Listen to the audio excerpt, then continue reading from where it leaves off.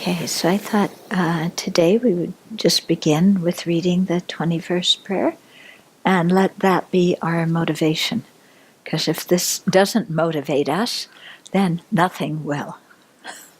Okay, so think about what you're saying when you're saying it and let it transform the mind. Honoring in all ways the Buddhas, the Dharma, and the Sangha, and also the Bodhisattvas. In them I take refuge and pay homage to those worthy of homage. I turn away from all negativity and embrace all kinds of merit. I rejoice in all the merit amassed by all sentient beings. With bowed head and palms together, I beseech all perfect Buddhas to turn the wheel of Dharma and remain as long as beings remain. Through the merit of doing this and the merit I have done and will do, may all sentient beings be endowed with unsurpassed bodhicitta. May all sentient beings have immaculate faculties and transcend the unfree states. May they control their own actions and live by right livelihood.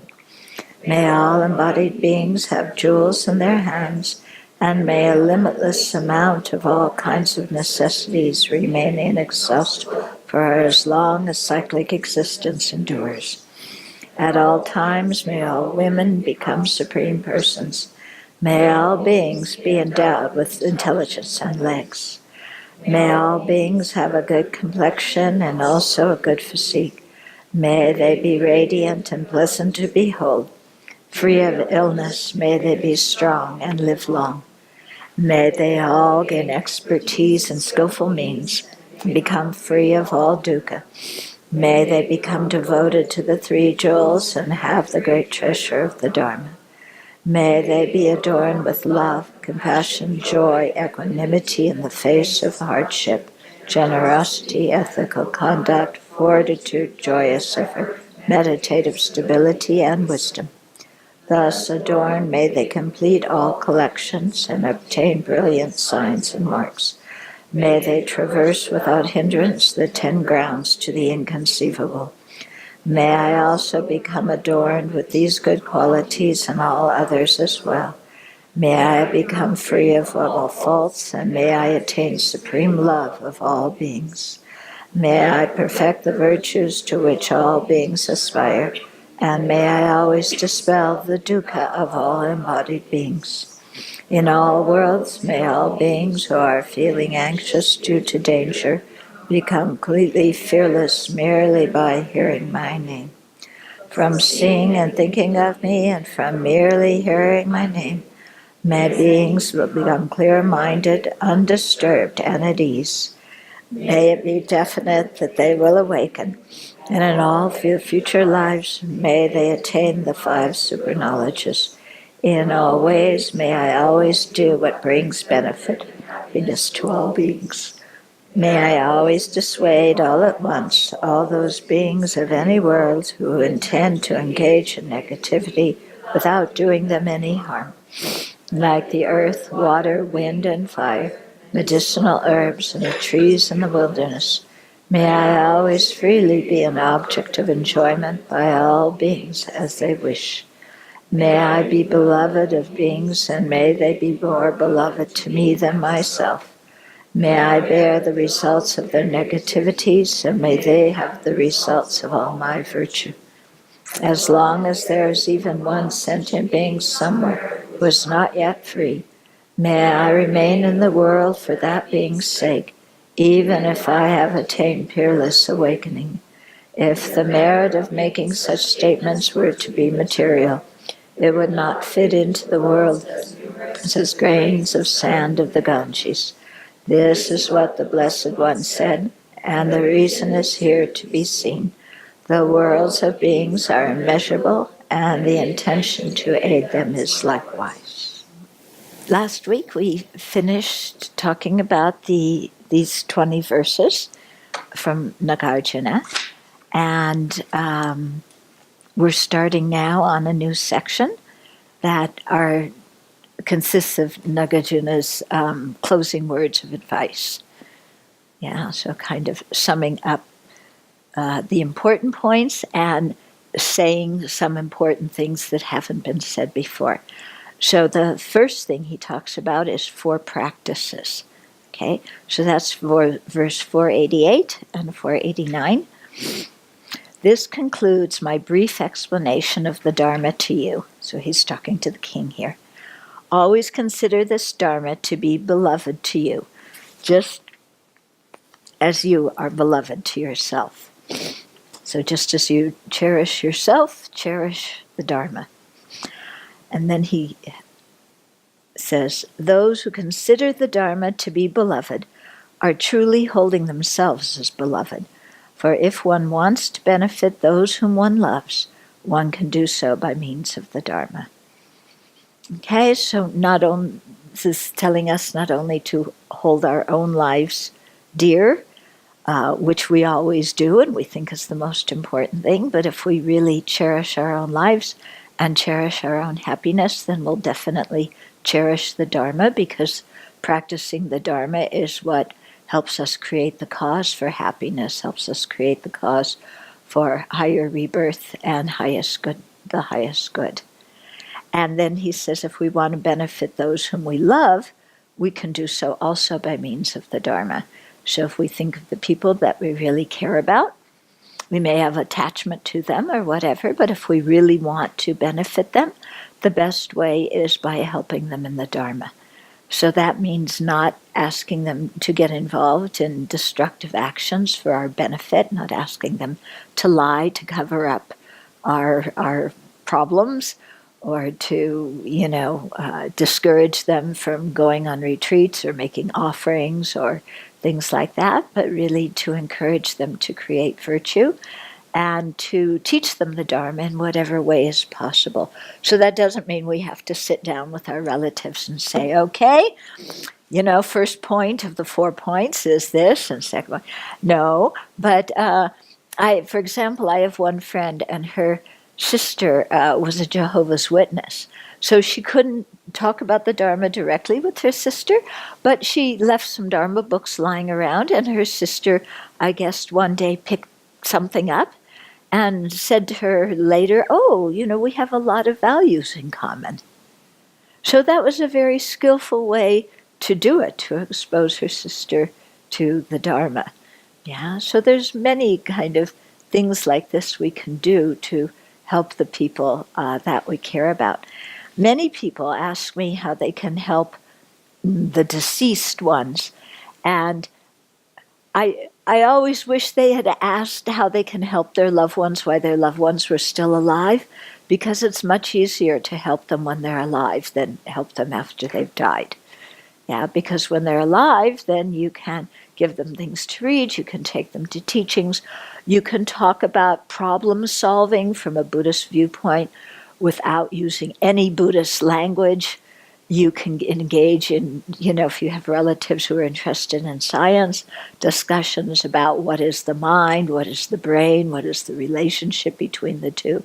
So there's all kinds of ways to help people while they're still alive. After they're dead, you can, you make charity of their possessions and you dedicate the merit for their benefit. You do virtuous actions and dedicate the merit for their benefit. But that's more an indirect way of helping them. The real way to help them is when you can encourage them to do virtue while they're still alive. Yeah, and there are many ways to do this.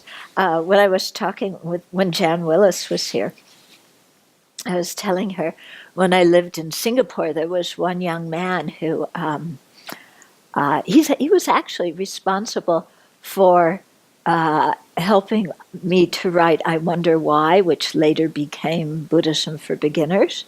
So he was one of the very first people I met in Singapore, very lovely young man who had a brain tumor.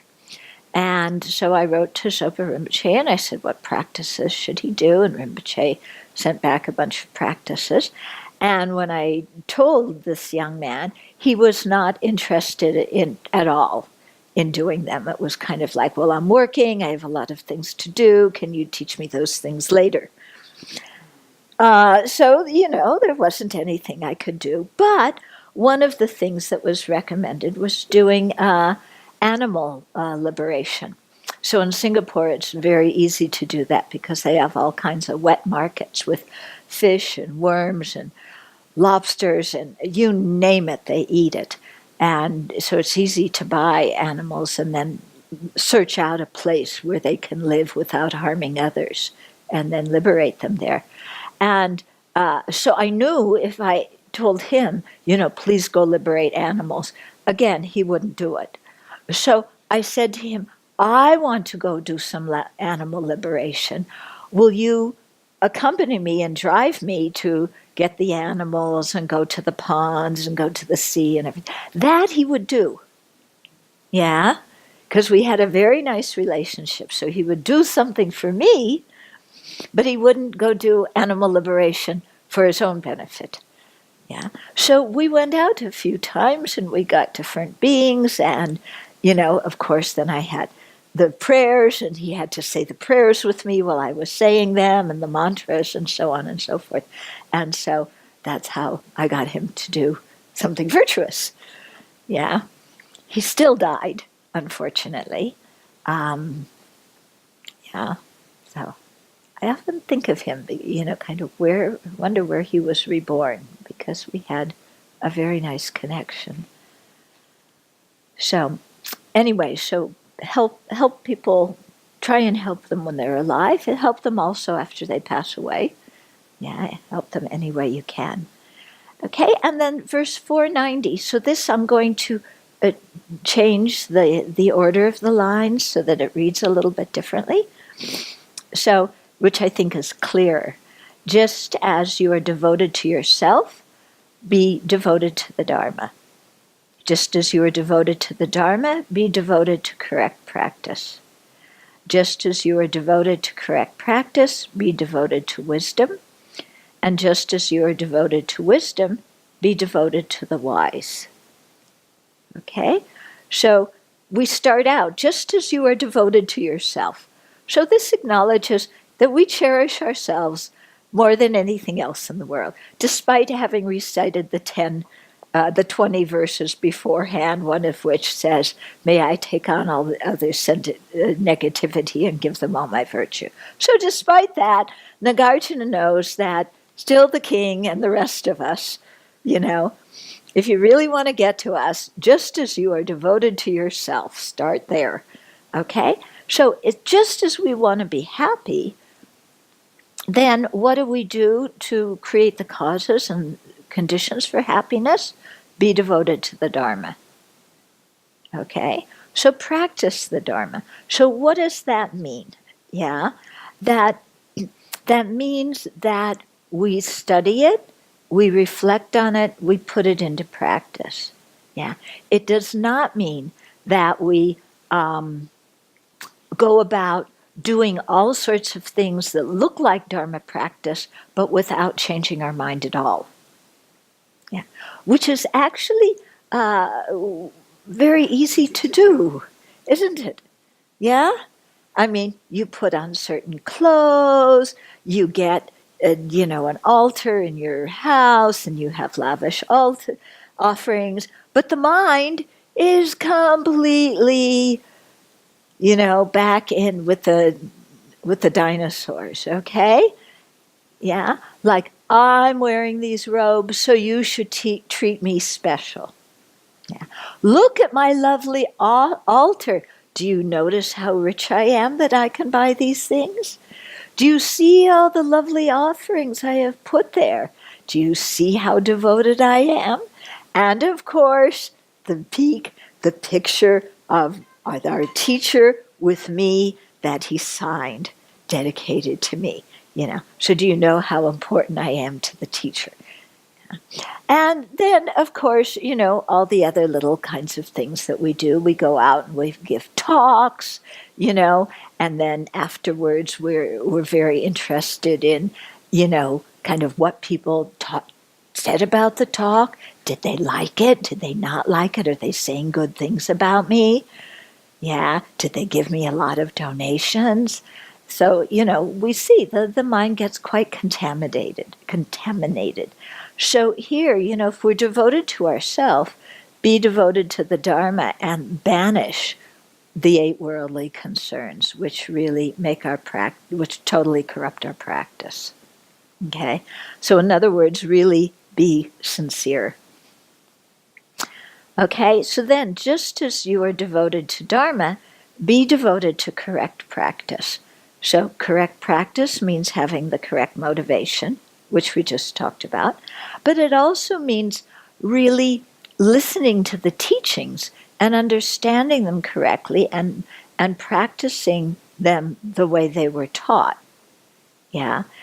So we get all sorts of different questions. I remember when I was at Kopan, people would say, "Oh, Lama, you gave us the Chenrezig empowerment, but, I like to think of, Michael Jackson, or, I like to think of Jesus, or I like to think of visualize this, or Chenrezig's wearing all these silks, and, silks come from worms who have to die. So can I dress Chenrezig in cotton instead? And I really don't like these rainbow-colored things. Can he wear the latest fashions?" And, people, we would ask the most incredible questions, and somehow want to, make the Dharma be what we like it to be. Yeah. Or Lama, you talk about emptiness, can we think emptiness is, and then we go off on our own philosophy and don't listen to what our teacher says. Okay? So, practicing the Dharma correctly means actually listening and taking what we hear to heart, and then checking it by discussing it with others, by listening to teachings repeatedly, by thinking about them so that we can make sure we have a good understanding, and then practicing them correctly without, kind of cherry picking. Yeah, we're supposed to do 100,000 Vajrasattva mantras, and I know you said that we do 10%, so it's 111,111.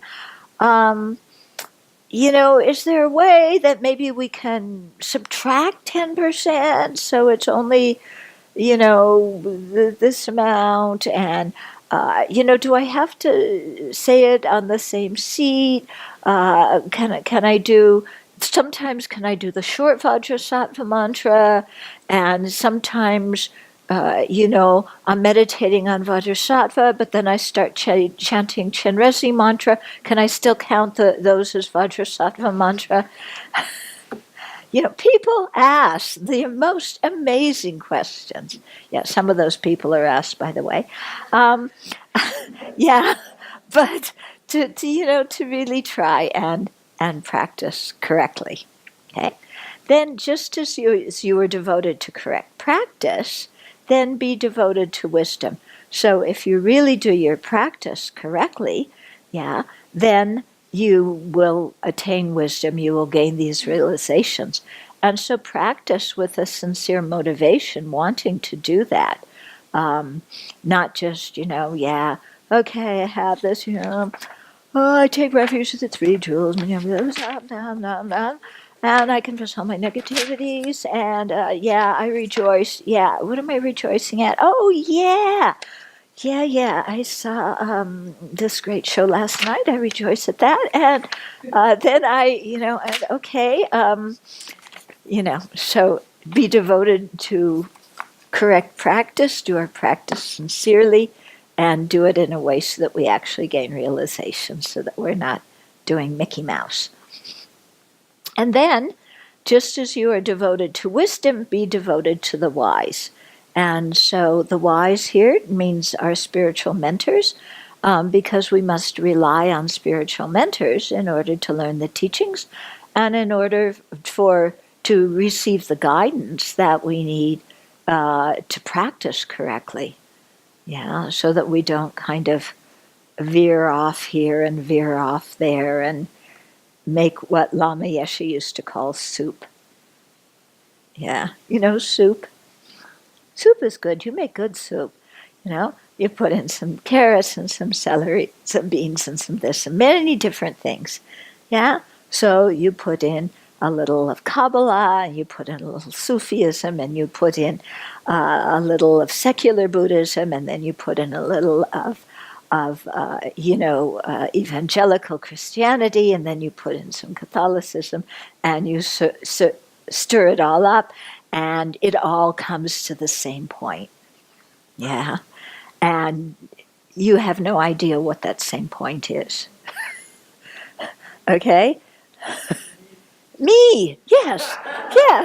What makes me feel good? Imagine that. Okay? So we need, somebody who's going to teach us so that we know how to practice correctly and who will steer us back on track when we start going off track. Okay, so those are the 4 practices, which are the first thing that Nagarjuna tells us as kind of his summing up advice. Then the second thing is relying on a spiritual mentor. Now, where in the Lamrim does this topic come? At the beginning. Where is it in Precious Garland? At the end. Okay, now why is that? Why do you think, in the Lamrim it's at the beginning, at Precious Garland it's at the end? I think it's because of his audience, possibly. I think the king was sort of interested, but maybe by listening to all of the instructions, the Dharma, first of all, that will engender some kind of wish and motivation to actually go out and get some of this. Yeah, and then what about, why do you think in the Lamrim it comes first? I think I think it's because that is from the Guru, that is where the instructions come from.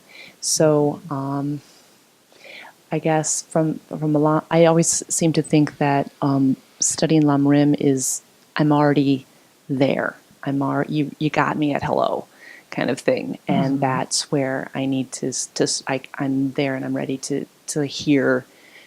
I think there's a sutra that says find someone who you can trust and you want to emulate, and you've already observed them and you think that's pretty good stuff. I want some of that. So you're motivated already before you begin. So what I've heard, one reason that it may be at the beginning is that for the folks who wrote it, dates on cup and stuff, he was already speaking to people who may have had more of a Buddhist worldview already. And so always kind of already having that kind of view, you might be thinking, if I had someone to really help steer my mind in the right direction, then you might already be more open to having a teacher. So. Yeah. Okay, so you two kind of said the same thing in some sort of way. Yeah. So I think that is correct. I think that hits the point in that a teacher who started the Lamrim tradition from where it stems, and then of course Je Tsongkhapa wrote a Lamrim, Gampopa wrote one, Patrul Rinpoche, there's many Lamrim texts. They were writing to Tibetans who were already Buddhist.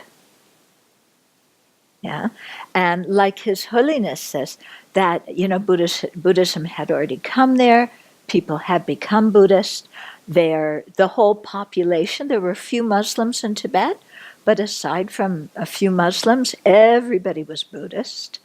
Okay, so nobody had questions about, well, how do you combine this with this religion or that religion?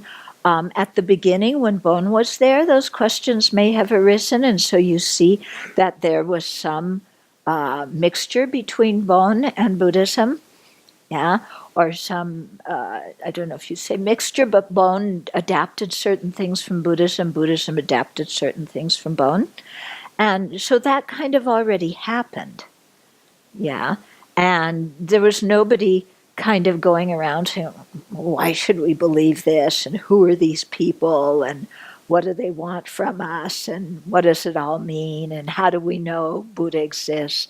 Nobody was asking those questions. They were all Buddhist. Okay. So like you said, there are people who kind of, they have some background, so they showed up and they said, okay, I'm ready to learn now. Yeah. And so then for those people, okay, if you're ready to learn, you already have some faith and confidence in Buddhism, you have some awareness of rebirth. That doesn't give you a whole, it doesn't put you into crisis thinking about rebirth. Then, that kind of person is ready to be taught. So then you talk to them about how to select a good teacher. Yeah. In the case of Pabonka Rinpoche's Lamrim, Liberation in the Palm of Your Hand, that text was taught by Trichung Rinpoche, and he gave that as the beginning teachings before he was giving highest class Tantra initiation. So again, he's giving it not to just, average Tibetan Tashi who comes from a Buddhist family, but he's teaching people who are taking highest class Tantra initiation, who have a lot of background, a lot of knowledge. They're definitely Buddhists. They understand a lot of things already. And so then the way he explains the relationship with the teacher is for somebody who's going to enter highest class Tantra. Okay? So, really speaking to different audiences here, what's quite interesting, makes you wonder what kind of disciple was the king? Because Nagarjuna starts off talking about karma. So remember, the king is not a Westerner. He's not going, what's karma? How do we know karma exists? If you don't believe in karma, does that mean you don't create it? King's not asking those kind of questions because he's in a culture where people believe in karma and accept it, yeah? So he starts out learning about karma, about how to create the cause for upper rebirth, but very soon Nagarjuna starts teaching him emptiness. Yeah? Now, what kind of disciple do you think this king is, that after a few verses, half a chapter, less than half a chapter, Nagarjuna starts in with emptiness? Is the king kind of, Mr. Kumar who just walked in from the bazaar? I don't think so. Yeah. So this king must have been a very sharp faculty disciple, yeah, who created a lot of virtue in a previous life because he was king, so he had power, he was wealthy, practiced generosity, yeah. He had the karma to meet Nagarjuna. My goodness, how much good karma does that create? Yeah. And he obviously had the karma to hear, the deepest view of emptiness right away. Nagarjuna didn't start off with, the Vipassaka view or anything like that. He just went, boom, things are merely labeled and that is it. There's nothing more than that. Yeah. So the king was some kind of special disciple. Okay. But then, so Nagarjuna does kind of 2 chapters, alternating, talking about the highest good, and how to attain liberation, and higher rebirth, which is contained all the teachings about karma. And then he goes and he talks all about running a kingdom and how to make rest spots so your citizens are well taken care of, and people have health care, and they have parks, and they aren't overtaxed, and they aren't thrown in prison randomly, and you treat people fairly and justly, even the people of neighboring kingdoms who have suffered under war. You reach out and help those people. So he goes into kind of how to create good karma in this life. Yeah. So he taught him a lot about the collection of wisdom already. But then with the collection of merit, he really goes into a lot of detail, about the signs and marks of the Buddha and what you need to do to create the causes for them. And then how to rule properly so that you don't throw your life away, and so that you use your life to create, to accumulate merit, which will enable you to realize emptiness. Yeah. So then he goes into that whole thing. In other words, king, you're not going to get lost in emptiness somewhere. Yeah. And I'm not just telling you to, go and meditate on emptiness. You are a king and you have responsibility. And here's how to deal with your responsibility with wisdom, with kindness, so that it benefits you and it benefits others. And he goes into a lot of exposition on that. He keeps throwing in bits about emptiness. Yeah, if you remember kind of when he was talking about is pleasure real pleasure and things like that. And then after he does all of that, then he says, all this thing about royal policy and everything. Then Nagarjuna says, but if you think you can't really do all of that royal policy and govern well and still maintain a good motivation, then resign and ordain. Yeah, which kind of that comes, that's verse 399, the end of the fourth of 5 chapters. And then, the king's going, wait a minute, what are you telling me? So we don't find out exactly what the king did, but we can kind of guess. Yeah? And people may guess different things. Yeah. And so then in the 5th chapter, then he sums things up. He gives the practice, the 20 verses and so on. And now this concluding thing.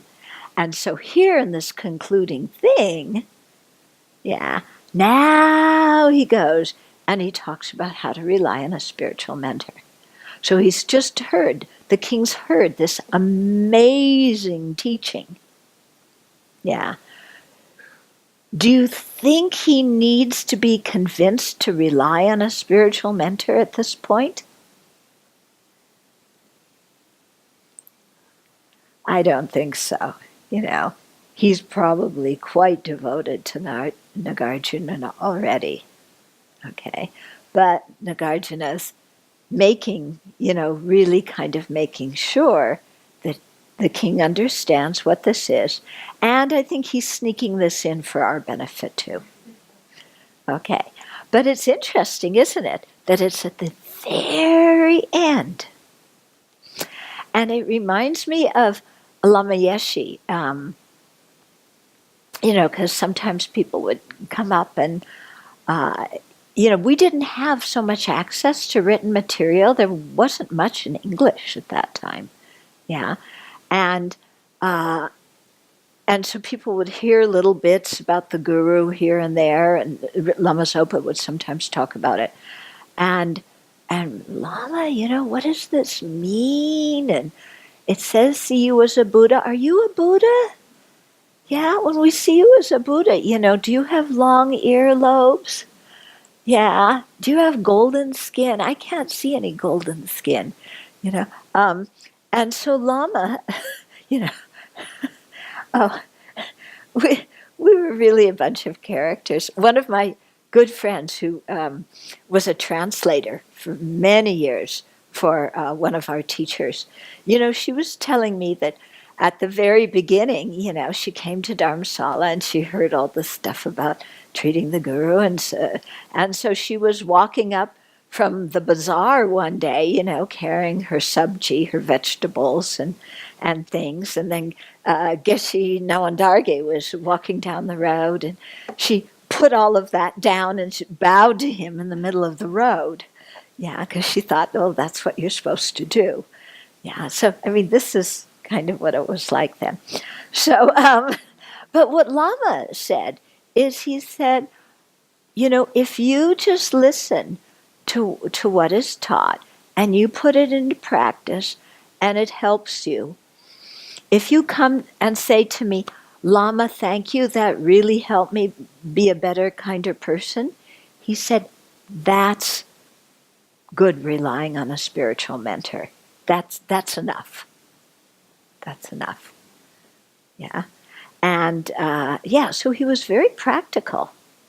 Very practical. And I think that's actually profound, because you can do all this external stuff showing how humble you are, but actually you don't really have much confidence and you don't follow the teacher's instructions very well.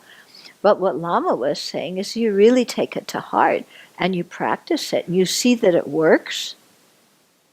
And then, of course, if you see that and you say thank you, that is really sincere. Yeah.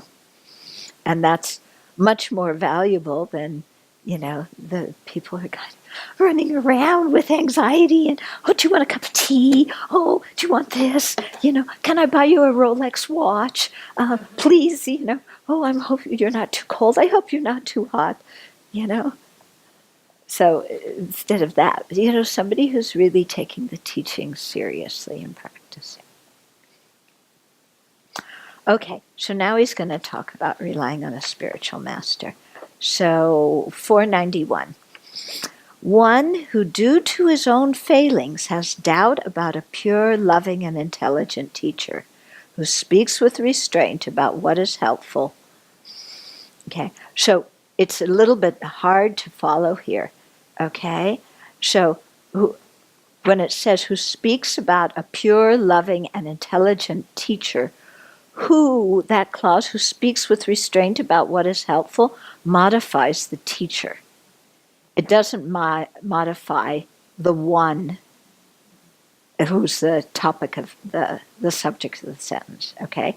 But it comes back to the subject of the sentence, so that one person ruins his chances of attaining his aims.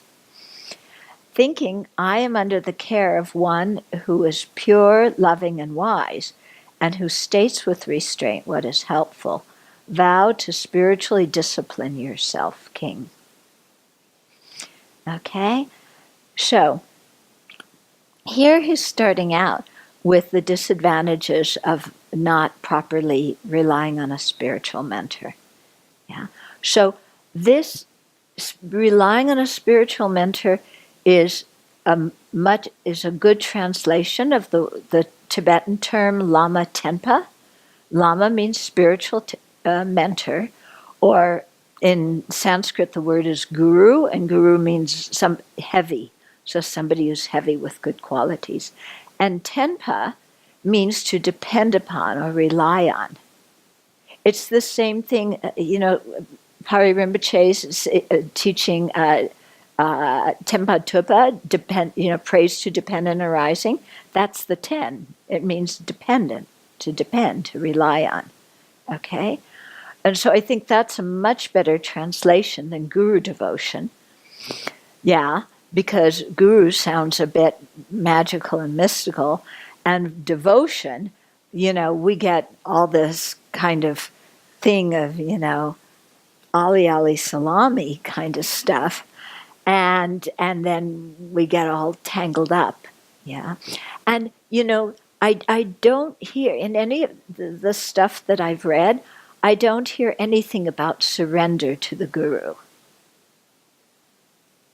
Yeah, it's about relying on the teacher, relying on the mentor, so that we learn how to generate our own wisdom. Okay, so when you hear the word surrender, because I think this was used with a lot of Hindu gurus, who practice this whole thing of bhakti, devotion, so you surrender to the guru, then people thought you just surrender everything. You give your money, you give your free will, you stop thinking for yourself. And that's not how to create a good relationship with a spiritual mentor. Yeah. It's to really learn to develop your own wisdom. Yeah. Because if you're going to go off and do retreat and gain realizations, you have to develop your own wisdom. Okay. So, if you hear the word surrender, it means surrender our self-centered thought. Surrender our opinion factory. Okay. So give up the self-centered thought. Give up the self-grasping ignorance. Give up the, but I think this is better, and why are you telling me to do this? And why are you bossing me around? And you don't treat me the same way as you treat all the other disciples. And I can't get to see you, but, and I give you offerings, but, then you don't smile at me, and all this stuff. It means give that stuff up. Okay? Yeah. We could do some really good skits, can't we? Based on true practice. Maybe not true experience, maybe not true practice. Yeah. Okay. So that's the stuff we're, supposed to give up. But what do we do when we come to a relationship with a spiritual mentor? We project all our garbage on that person. Okay? Especially in the West, all of our emotional neediness goes right on that person, who is then supposed to be mom, dad, everybody, everything we've ever needed emotionally, that person is now tasked with fulfilling that. Okay, that's not what it says in the Lam Rim. Okay, but that's what we think. Okay, so that's why we have to kind of learn. Well, what does it mean to properly rely on a teacher, and what are the advantages of doing so, and the disadvantages of not doing so? Okay, because otherwise we're going to get really, really tangled up. So somebody who, due to their own failings, so not due to problems with the spiritual mentor, but due to our own internal craziness, has doubts about a pure, loving, and intelligent teacher. So here this verse is talking about there's a teacher that you have checked out over a period of time that you have discerned is pure, loving, and intelligent. You've made that relationship with the teacher.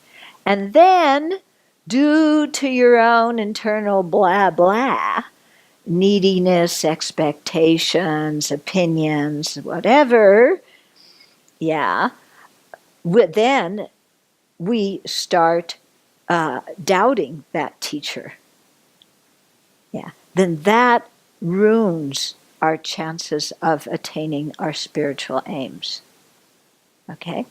So not everybody who is a Dharma teacher needs to be your Dharma teacher.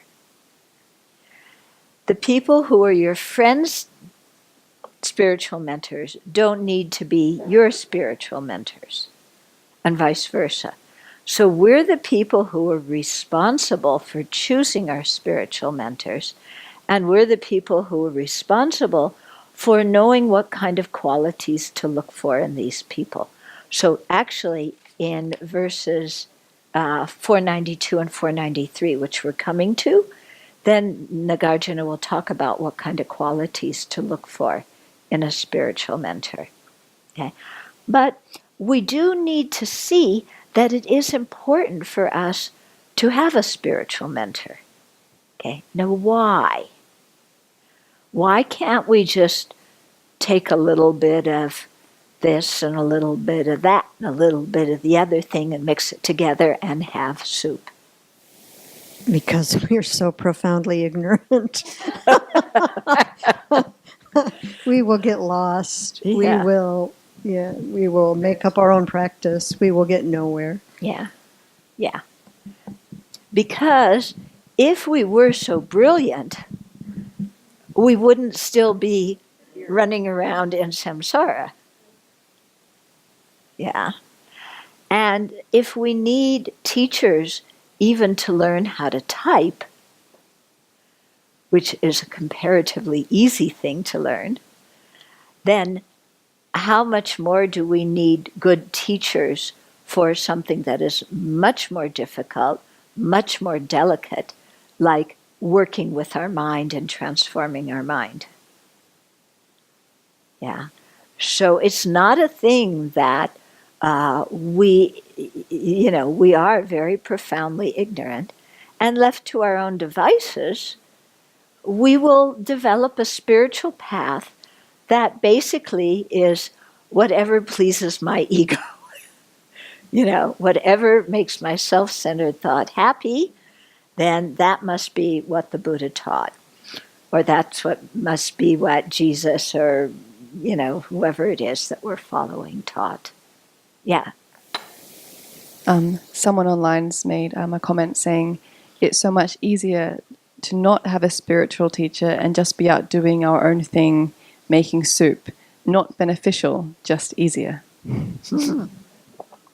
It's easier at the beginning to make your own soup, but after a while it gets really difficult because you aren't getting anywhere spiritually. Yeah? So at the beginning it seems really good, but at the end you're stuck. Huh? Yeah, your view is very limited. There's no space to hear some kind of new idea that might broaden your mind. Yeah. But it is definitely easier to just do our own thing. Yeah. Or, what you can do, which makes it look like you're following a spiritual mentor, is you go to one teacher and ask their advice. Then you go to another one and ask this advice on the same thing. And then you go to a third and a fourth and a fifth until you reach somebody who tells you what you want to hear. And then you think, I'm following my spiritual mentor. Yeah. But we're just kind of going around collecting opinions. Yeah. Or, oh my goodness. Or, if we don't know how to rely properly on a teacher, then I had one woman come to me in Malaysia one time, many years ago. And she said, I've been going out with this man for a long time.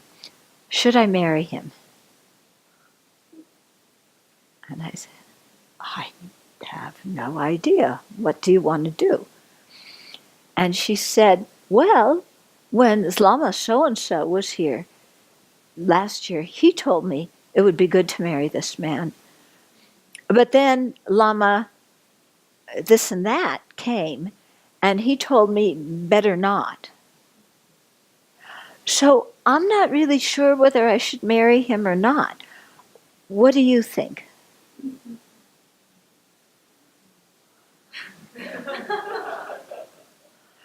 What am I supposed to say? I just said, what do you want to do? Do you think you would have a good marriage with him? I am not a marriage counselor. I do not have, special powers to see your future. Oh. Okay, so this kind of thing. It was sad, because, she thought that's kind of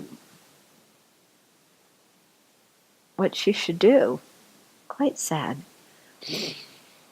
Okay, so so before forming a mentor-disciple relationship, we should examine potential mentors well, to see if they have the qualities necessary to lead us, and to see if we have a lot of confidence in them, and to see if what they're teaching really fits with us. Yeah, because there's many different teachers who teach many different ways of practice, even within Buddhism, and we have different tendencies towards different practices, different approaches, different teachers. So we need to check all of that out. Okay? Then we form the relationship, and you do that by, you can take like refuge and precepts with somebody, or take bodhisattva, the bodhisattva precepts or initiation or something like that. That definitely forms a relationship. In my case, I had no idea about any of this. Okay. I mean, when I met Buddhism, I knew less than nothing. I didn't even know there were different Buddhist traditions or different anything. All I knew is I went to these teachers, and what they said helped me when I practiced it, and it made sense when I thought about it, and I kept going back. And I just kept going back, and that was it. You know, I never went and said, will you be my teacher? I didn't know any, you know. I mean, I took refuge, but I didn't even know that that's what did it. I knew nothing, yeah, except that this was something very precious that helped me. Yeah. Okay, so Khenzo Rinpoche says, the time to look for a potential teacher's faults is before we take that person as our spiritual mentor. So if you're going to pick faults, you do it before you form that relationship. So you really scrutinize, you know, how does the person keep good ethical conduct? Are they a nice person? Do they speak truthfully? Do they really care about their students? You know, do they know what they're talking about? You know, when they teach, does it match the general Buddhist doctrine, what you're learning? So you check all those things out, and that's the time for you to be really critical. After we form the relationship, then we need to focus on the teacher's good qualities. Does that mean whitewashing their bad qualities? No, because whitewashing things doesn't make them go away. Yeah? You can notice qualities, but you have to ask, is this quality a fault in the teacher, or is this a matter of personal preference for me? Okay? Because we can be really, really picky. And I'll give you an example that I had, my personal example that I had to work through. My teacher, one of my teachers, first of all, I am a morning person. I wake up in the morning. I like doing my practice in the morning. In the evening, I'm tired, so I like to finish things early and not do them like right before I go to bed because I'm tired. Yeah? My teacher, this particular teacher, loves to start things at 10 o'clock at night and go all through the night until 6 o'clock in the morning. And then, you know, stops and then, you know, starts again because he doesn't sleep. And, you know, and I kind of tried to do this for a while, and I was like, this is not working for me. Yeah. And sometimes I would get really angry, like at about 1 or 2 in the morning, because the reason I got angry was I'm so tired and I can't pay attention, and this is something very precious, and I'm not showing proper respect because I'm so tired. Yeah. So why do we have to have teachings? at this time when I can't show proper respect and can't take them in. Okay? Now, is this a problem with my teacher? Is my teacher doing something unethical? Is he breaking precepts? Is he deceiving anybody? Is he lying anybody? Extorting money? No. So whose problem is this? It's my problem. That I prefer to do things in the morning, go to bed at a reasonable hour, wake up fresh, and listen to Dharma teachings when I'm awake. Yeah? We have two different body schedules. Yeah. This is not a fault of the teacher. This is my preference. Okay? So we have to look, in many times when we can get very angry sometimes with our teachers, are they doing something that's unethical? Or is it that what they're doing is not according to my preference, not according to what my self-centered thought wants to happen?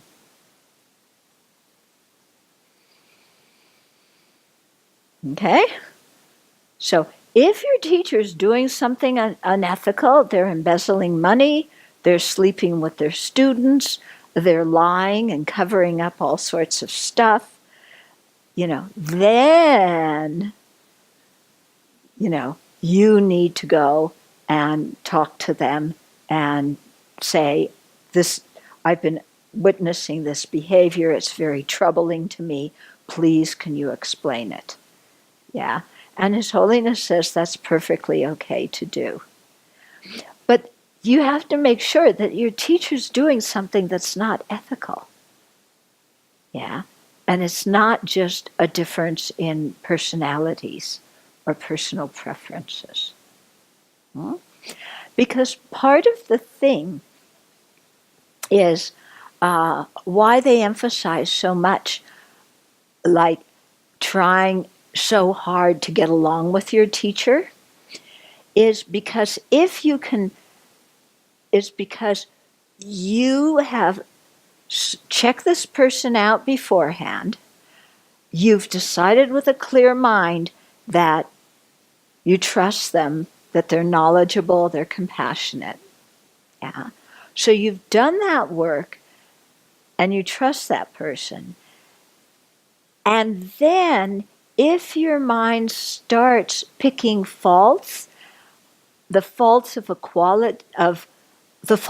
person who you've previously screened in some ways and said this person is pure, loving, and what was the third one? Wise, And now your mind's saying,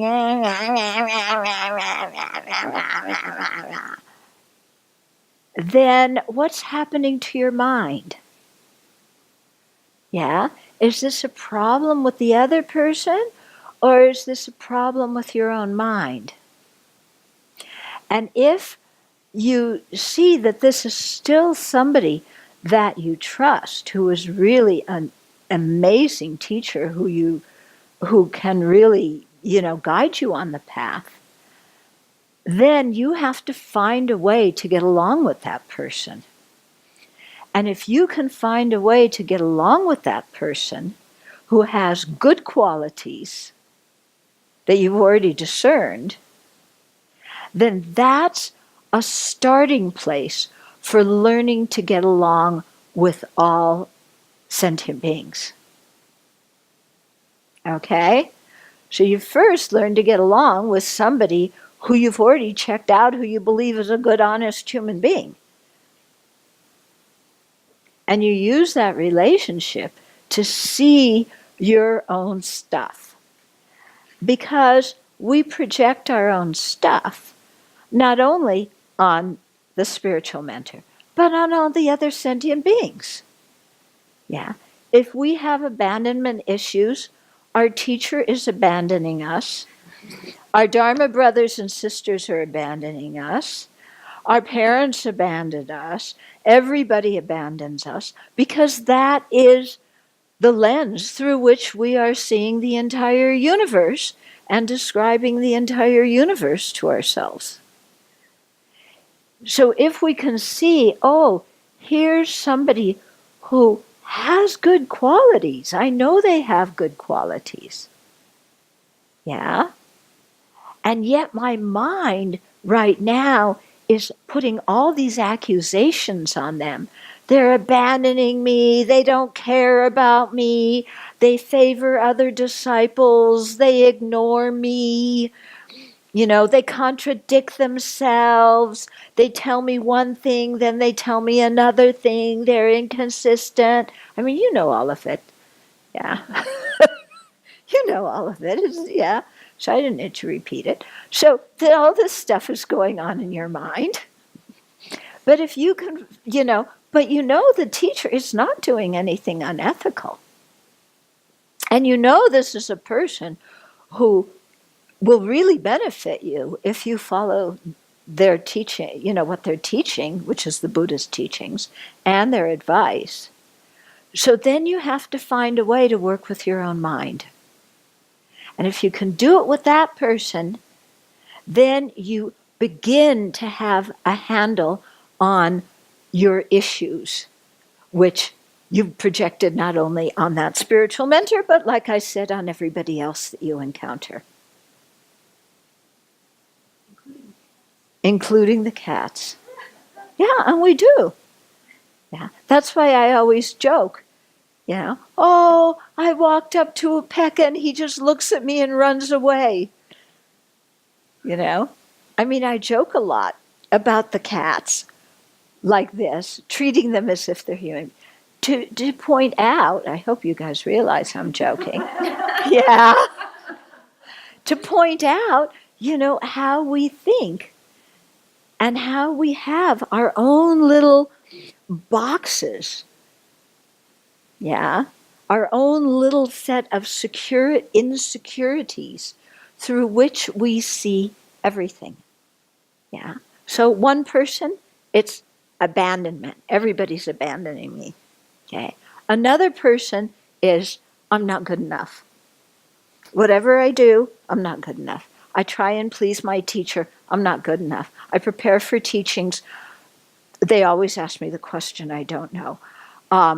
I try and do my offering service, but then they come and say I didn't do it well. Whatever I do is not good enough. I'm not good enough. I just can't, fit in, and everything I do is wrong. And that, you see that with your teacher, and then you see it, of course, with everybody else in the community, and of course with the cats, too. I'm not good enough for the cats. Yeah? I want to be friends with Mudita, but she doesn't, want to be friends with me. Yeah. So even Mudita hisses at me, Yeah. And see, yeah. I can't do anything that makes him happy either because I can't do anything right. And so, you project it on everything, including your spiritual teacher. So then you become aware of those patterns and you start working it out in relationship with your teacher. And then that gives you a good start because you already know your teacher is somebody who's a good human being. And then you can start working on that same pattern with everybody else, with all the other sentient beings. Okay? Or, maybe, we all have our own thing, don't we? Yeah? And so one person has a temper, they just flare up. So who do you get angry at first? You get angry at your teacher. Yeah? One of my Dharma friends was helping one of our teachers with a really huge project.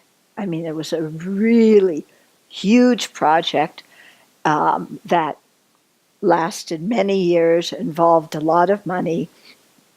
And she told me sometimes she would get so angry at him, and she would yell at him. and that just kind of made me shudder.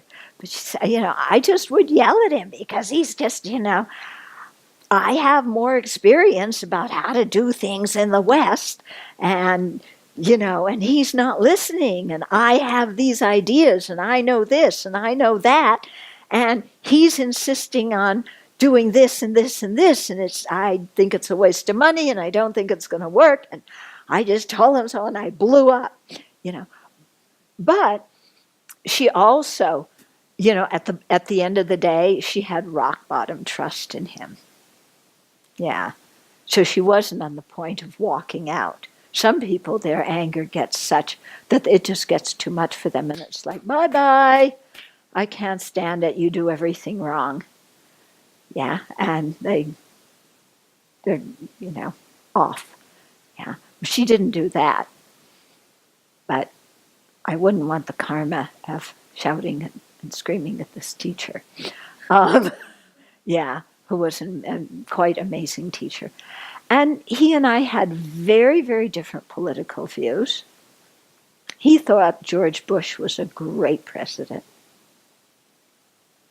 And he thought he was he was an excellent president because he was strong, and he sent in troops to Afghanistan, and he dealt with 9/11 well, and he insisted on human rights, especially in Tibet, and he spoke up for human rights in Tibet, so this is a good president. And I'm going like, oh my God, okay. But then, I didn't go there to learn politics from him. Yeah. And okay, so he likes George Bush. That's not why I went there, to learn politics. Another teacher had certain ideas about women. I didn't go there to learn about gender dynamics from this teacher. I went there to learn about the Dharma. Okay, his ideas about women are different than my ideas. But that's, it's like, that's not why I went there. Yeah. One of my teachers does everything by throwing mows. I can't live my life like that because the mow changes from 1 minute to the next. Mows are divination that you do with dice.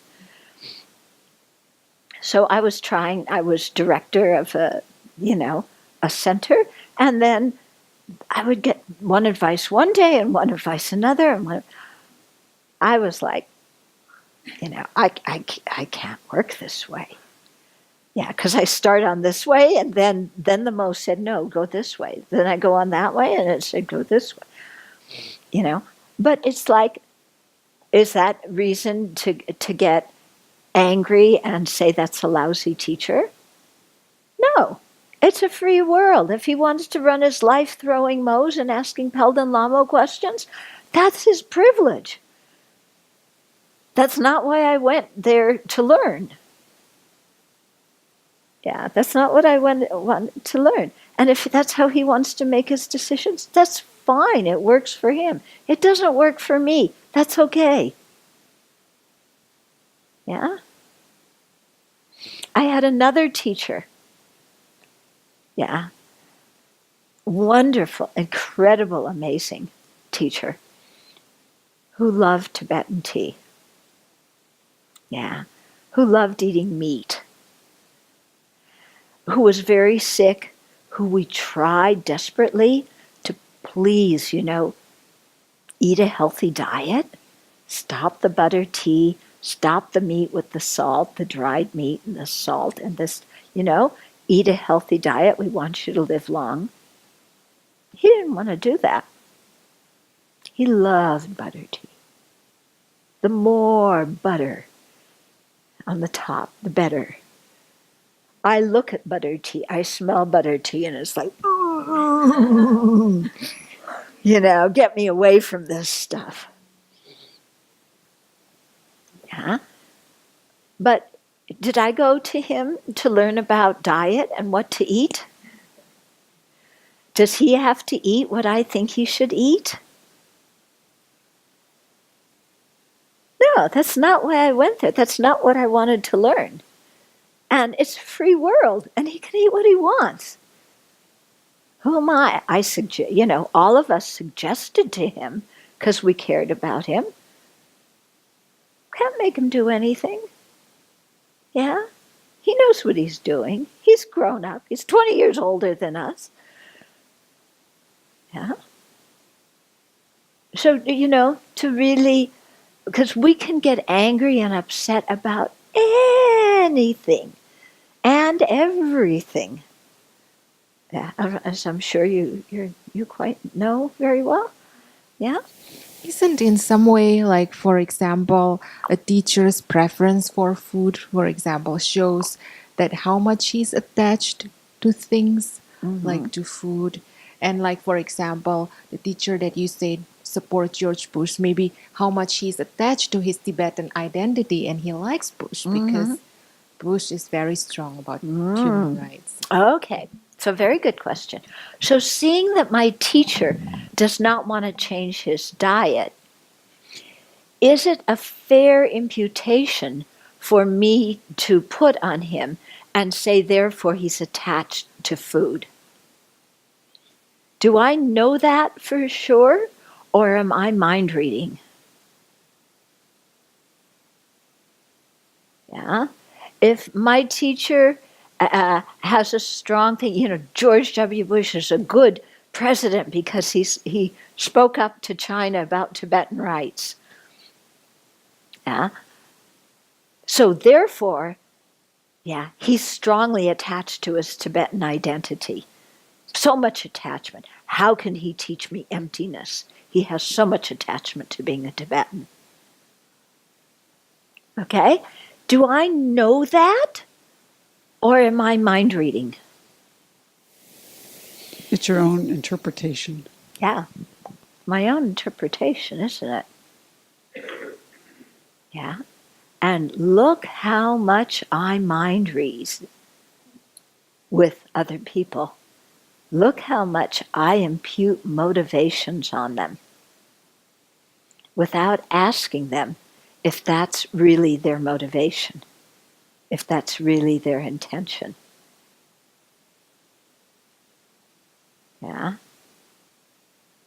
Look how much I think I know what's really going on with somebody. And I think the imputations, they come down to being self-centered because, say, you want your teacher to eat better so that they can live longer and teach you and help you. Mm-hmm. So that's, driving it. Well, you could say that's self-centered, but it's also you really genuinely care about them. You genuinely care about them and you want them to live longer. But he's not doing what I think he should do. And I want to control everybody because I know. I know what the best way to eat is. And people should listen to me and do what I say. Yeah? Not just my teacher, but you and you and you and you and you. And the cats too. I've been working this year on mindfulness. I kind of skipped over that. Shouldn't do that. But anyways, it's been a great help. And one of the things I've realized is one of my biggest faults is thinking that every time I make a mistake, like letting something make a loud noise in the middle of Dharma teaching, that everybody's suddenly thinking terrible things about me. Well, that's mind reading. We all are, I don't know that. They might be thinking I'm just a wonderful person who made a mistake. Yeah. Or they might say... Might not think anything of it. Exactly. Yeah. So that's a very good example, how we do some tiny thing and instantly we go into everybody's thinking bad about me. Yeah. I know it because they have nothing else to think about except this tiny mistake I made. Yeah. So the whole room is thinking, oh, he made a noise during teaching. Can you imagine that? Actually, I didn't hear the noise you made because I was listening to the one she made.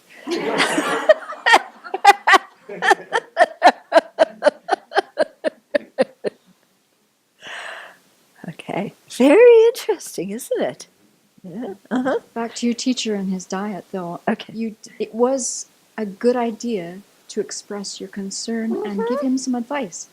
And it would have been not great had you just had all of you kept silent. Right. But then he made a choice, Yeah. and some of you probably accepted it, and some didn't. Right.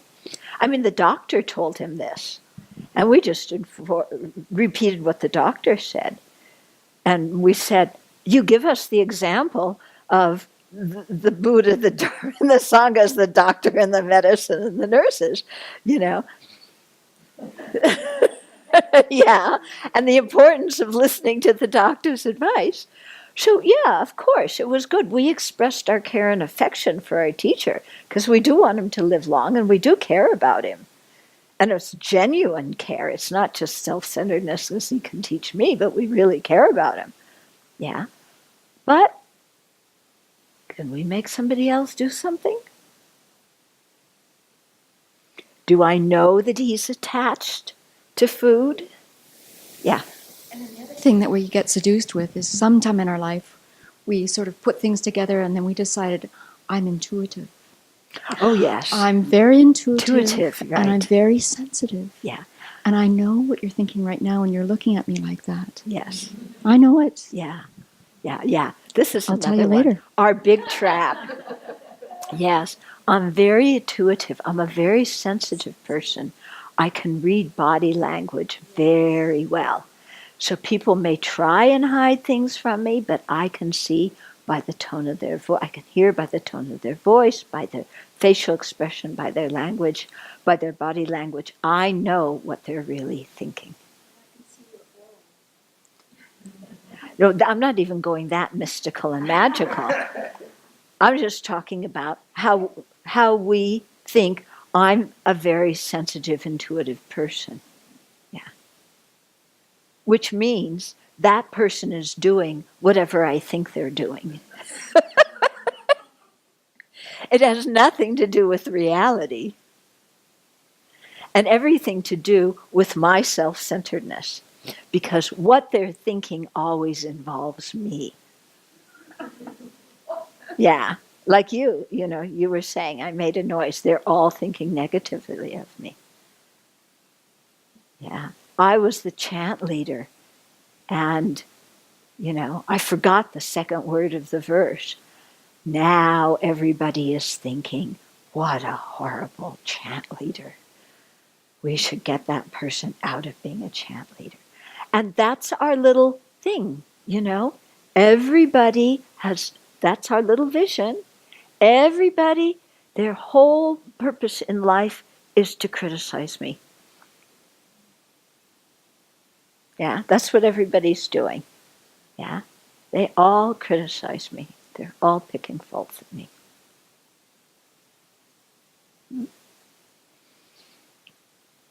So we all have our own little thing. So this is the kind of stuff that comes out that you can see in relationship to the teacher. Your teacher asks you a question, and you start, what's the wording? Obfuscating, obfuscating, yeah. So you start doing that. You start obscuring it. You start making excuses, yeah. And it just happens naturally, yeah. Teacher says something, I'm on defensive mode, you know. I mean, we know this very well. With her, I would ask her a question. I wouldn't even say anything. I would say, you know, like, when are you planting the irises? And I'd get an answer like what? I was doing this and I was doing that and I didn't get a chance to. And I'm so sorry. And I'll get it done tomorrow. And I'll do it after midnight. Ashley, and then I'll turn the headlamp on and I'll do it as best as I can because I have to do it. And besides, why are you noticing that anyway? I'm doing my job. You don't trust me. You don't. You second guess me. You doubt me all the time. I don't know what I'm doing here. And Venerable says, "When are you going to plant the irises?" Yeah. So, yeah. So you begin to see, these mental habits that we have, that we just, get triggered with everybody. Yeah. Okay. So that's why if we, have checked out the teacher and we have some trust, then that alerts us, oh, maybe I have a mental habit here. Yeah. Maybe this is just my MO. Yeah, that's coming on that I have to be aware of. And it's not really a problem in the relationship. It's, my thing. And then, there's all sorts of things, Oh, my teacher asked me a question. I need to sound brilliant. Yeah, she's getting defensive. Yeah. Then the other one is like, oh, well, my teacher asked me, when am I planting the irises? Well, I've done all this research about irises, and I really know that the best time to plant them is this and this and this and this. And then I've been meditating on the emptiness of the irises. And I've really, seen dependent arising through how that works, through the growing, it's not the irises are produced from self, other both are causelessly. Yeah? And so I've got to appear very intelligent because the teacher asked me a question. I can't just say I'm going to plant the irises later this week. I've got to impress somebody. Yeah. So we all have our stuff, don't we? Yeah. And somebody says, when are you planting the irises? No.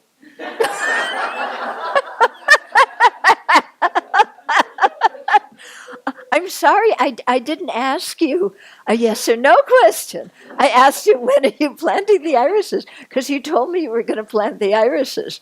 No. What? The next life. Next life. I'll plant the irises next life. Yeah. This life, I want to transcribe all your teachings about irises. Yeah. Okay. So we all have our thing, don't we?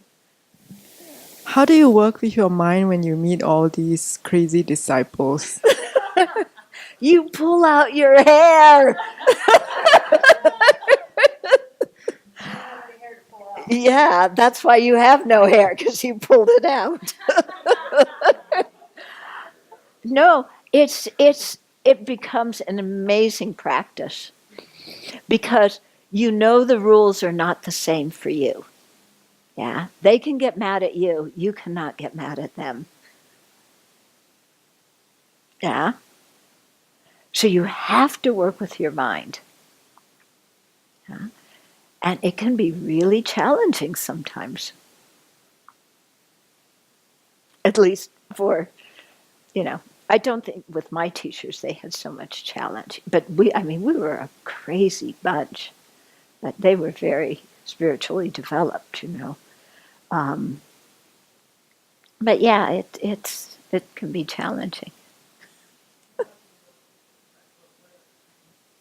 I just do the techniques I use. I just do the regular thought training practices. I cultivate compassion. I think about karma. Yeah, why is this happening? I must have created the cause for this. Yeah, so just the regular thought training practices. That's why I think mind training, thought training is so important, because those kinds of things apply in every situation, and there's nothing better than them. Yeah.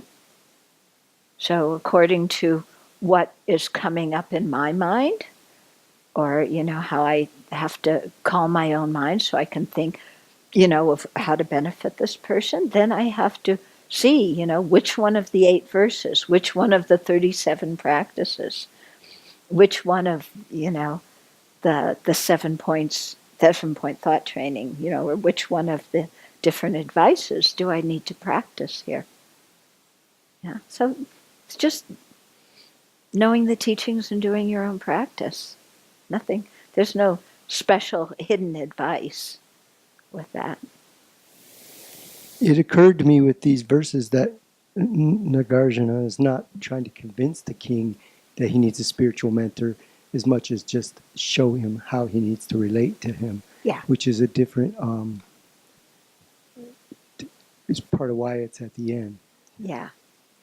Yeah, because I think because the king's already seen, because Nagarjuna's taught him so much, so the king knows he needs a spiritual mentor. Yeah. And he already has faith in Nagarjuna because he's heard all this Dharma and thought about it. Yeah. So the king isn't coming. Maybe he might have been new in some ways at the beginning, but by the end of the text, he's somebody who's developed a lot of trust and confidence. And so now he's more open to hearing about the need to rely on a spiritual mentor. So I think he does know, he does need to be taught the need to rely, because this again is a king. And if you grew up as a king, you think you don't need to listen to anybody. Yeah? And so to hear that, no, having a spiritual mentor is really important, also for you who was a king. The verse that you mentioned earlier, I think 399, where he says, if you can't follow all this stuff, then give up being a king and ordain. I think that's a powerful verse, because he's pointing out that the Dharma is way more important than your station in life, even as a king. Yeah. Can you imagine saying that to a king? Yeah, exactly. I mean, can you imagine somebody in the White House trying to say that to Trump? Yeah, where's that person going to get? You're fired. You're fired. Yeah. Yeah, because people in power do not like to be told what to do or to listen to anybody else.